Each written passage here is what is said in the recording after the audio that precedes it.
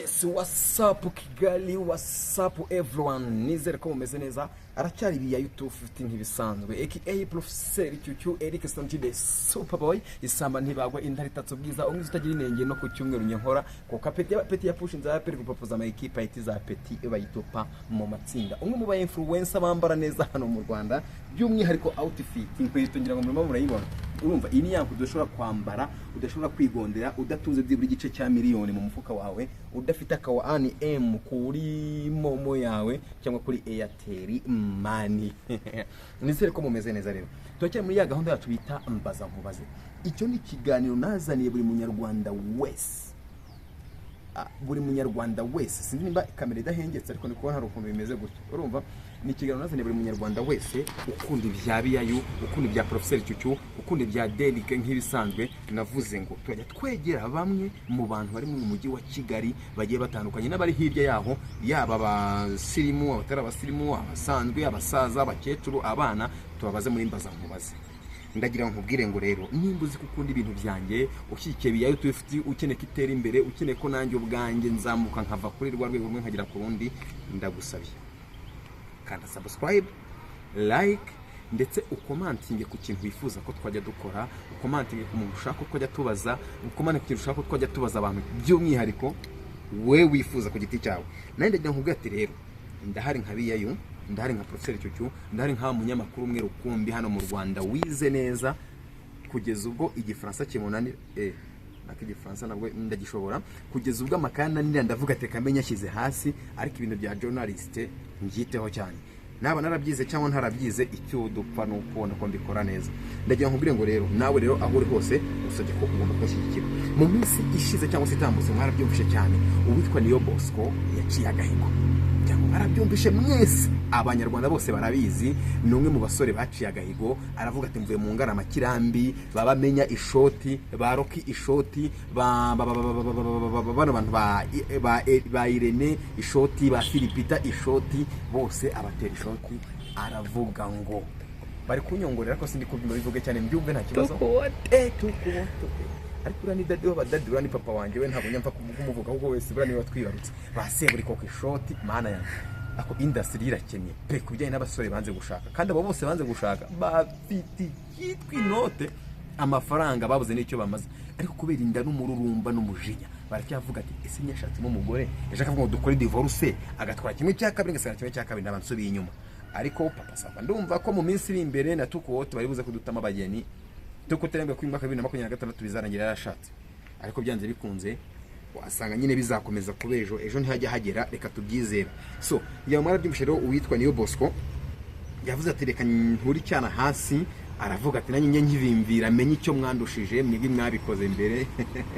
Abo ngabo bakiramane, abo ngabo ba Krema, abantu benshi nyaba star benshi bagiye bashaka abagore, ngira ngo nawe yaravuze ati nanjye reka nze ngere ikirenge mu cyawo. Sibyo gusa rero ku itariki 31 mwese ngira mwitegura ubukwe bwa Miki, urumva mukobwa Jana, kuri 31 kuri Romantic Garden ku Gisozi. Tuzaba twipanze, twiteretse, turimo turarya umuceri, turimo turanywa, twiyongeza izindi. Nkuko yavuze ati rero babandi b'amasase yo muri Kongo ntibazahagere, nawe nimbuzi kuri uwo muri Kongo ndakubwiye ngo mu bukwe bwa mukobwa Jana uzaze. Urumva natakwakira nge nzakwakira. Urumva ibyo bintu byo kuvuga ngo ntimuzaze, natakwakira nzakwakira, kuko ndi umwe mu bantu bazaba muri service. Urumva ariko ninjye uzaba uhagaze ku nyamo tware 3 ngufata ukuboko imwe. Urumva imwe kugira ngo abantu urumva zaba zari nyinshi yego, ariko ibintu bizanye kwinywesha kofi musanzwe mu murwarwa ntabwo bose mwumva bari nyo kwigira abasirimu, ugasanga nguri gufata amazi ukeneye fanta. Ndabiyamye nimba ari amazi na amazi, nimba ari fanta na fanta, n'inzoga zaba zihari. Ibintu byo kwinywesha gakawa nguru umusirimu akawa wapi, kawa mutuma murya cyane ukazatungisana imajya mufata cya kindi cya. Nabonye ukuntu umuntu witwa Mitsutsu yacyariye mu bukwe bwa Kiramani, ndavuga ati rero ibi bintu bikwiye kugaruka. So ndagira ngo rero kuri 31 tuzaba nenda batumiye mwese, sinagomba muzatwerere, no kuri Penny Mushanti muzatwerere, ngende batumiye amafaranga turayafite mu bukwe bwa Miki bwa mukobwa Jana. Tuzaba dufite ibintu byose, icyo musabwa no kuhaza gusa. Ikindi inkuru ntayagomba kwibagirwa, mwarabyumvishe ko mw'iyi minsi habone Bikira Mariya, Yesu na Yosefu babonekeye i Musanze. Murabizi muntu uzi kutaragera i Musanze kujya kwirebera Bikira Mariya amaso ku maso, ubone Yosefu amaso ku maso, mbese papa Yesu, papa Manuel uje kumureba amaso ku maso, ndakubwiye ngo nawe gane Musanze. Urumva bari kuvuga ko ari ibihuha ko bitajya gutana gute, ariko nkatwe nk'abemera Imana nk'abantu dusengera mu idini rya Kiliziya Gatolika twemera ko ari Bikira Mariya na Yosefu. Ngira ngo urabona muri kubipinga muvuga ati ntabyo igiti bagaragayemo baragitemye, ipoto ry'amashanyarazi bagaragayemo baragiranduye. Uyu munsi wa none bimukiye ahantu henshi hagiye hatandukanye, bimukiye handi hano ku rukuta rw'inzu, baraje bimukiye no kwikostara. Ebo ngubu uragenda ugahindukira gutyo ukareba ugatubona Bikira Mariya, ukareba ukabona Yesu, ukareba ukabona Yosefu. Nawe rero nimba wifuza kugira ngo abo bantu bibone amaso ku maso, nakubwira ati nawe gani Musanze ugenda ubarebe. Ariko usibye ko kiriya giti bakiranduye, cyucyu nari mfite intego yuko ndi bujyeho nkajya kucyurira nkagihobera byibura ngakurwa na breakdown. Ariko nyine kubw'umutekano nyine igihugu cyo kitwifuriza, bavuze ati rero kugira ngo abaturage basubire mu mirimo yabo bagikugira ibyo bakora, hatagira ibyangirika, bareke kuteza ejo udasanga n'umuvunduri gutuma harama abantu basiga ubuzima, reka tubikureho. Ariko nubundi urabizi nawe buri imbaraga z'Imana ntiziganzwa. Uko wabigenza kose, nimba ari hari umurimo runaka wabazanye, bazava ari uko bawukoze. Bijyanze bikunze rero baracyahari, n'ubundi ko batatema ibiti byose ngo babimare, ko batasenye inzu zose ngo babimare, yaza kanajya hano ku butaka, kandi butaka ntago baburandura. Bikira Mariya, Yesu ndetse na se wabo Yosefu isari cyane, turabakunda kandi mukomeze. Ariko kuki mutaje Kigali? Byibura mwihome nko kuri Stade Amahoro, byibura Rayon Sport umunsi umwe izahatsindira, wenda mubonekere Rayon Sport izahatsindira umukino bwarimo muri Stade Amahoro, aho yaburiye amahoro, byibura habonera amahoro n'ibyishimo, wenda iseka bwarimo.